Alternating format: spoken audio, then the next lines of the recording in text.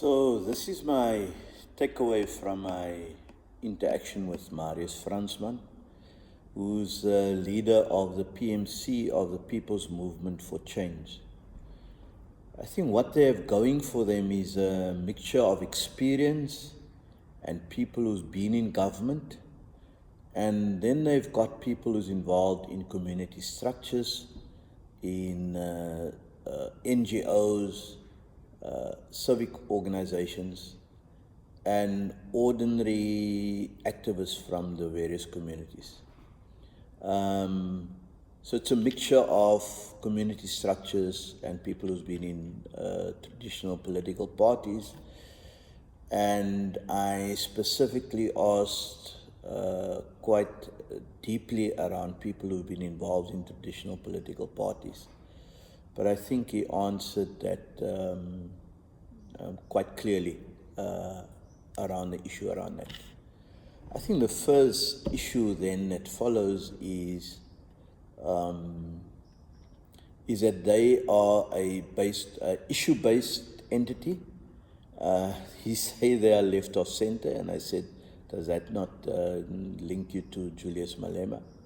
But they're left of center, they're issue-based, and they are quite clear they want to put ordinary South Africans, the Tansanis and the Gogos, as he say, bring them at the center of politics and bring them to the table. I think that's a one thing.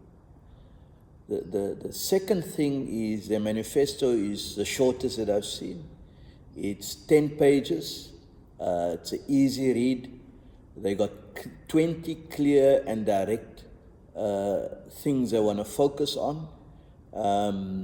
And it's actually not a lot of waffle as some of the other manifestos that one has read. The third thing around international relations and approach to Africa and the challenges in the rest of the world, they've got quite a clear and nuanced view of world affairs, and they're quite direct about dealing with the vexing issues in the Ukraine and in Palestine and even the rest of Africa. And I think here the fact that he was the Deputy Minister of Foreign Affairs probably standing them in good stead. Then their approach to job creation and supporting small business is quite practical. He was quite practical, and it's probably some of the stuff he did when he was the MEC of Public Works in the Western Cape. And I mean, those who were interacting at the time, they'll have to indicate whether those things worked. So they're quite direct in terms of how they would deal with that. Then dealing with the fifth thing, I think, is dealing with the issue of foreigners.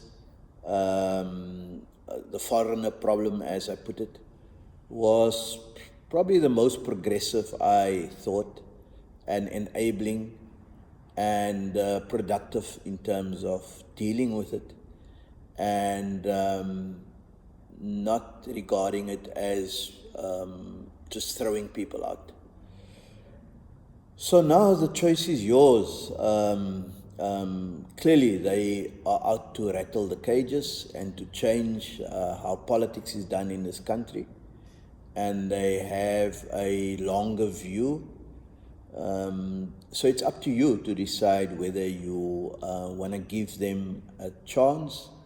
They are nearly 5 years old, but they got lots of experience there, and they got some energetic civil society or community people involved. And so you got to take that into account, and whether you would be swayed still by the innuendo and the stories that have been swirling around him, which he was quite direct and honest, I thought, in how he dealt with it. But it's up to you to make up your mind.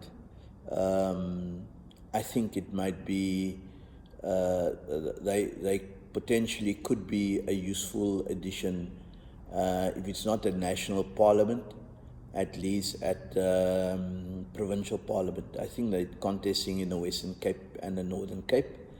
So they might be useful when those discussions around coalition governments and so on take place, although it's quite clear that is not their priority at this stage. So yeah, that was a PMC. Your choice, 29th of May.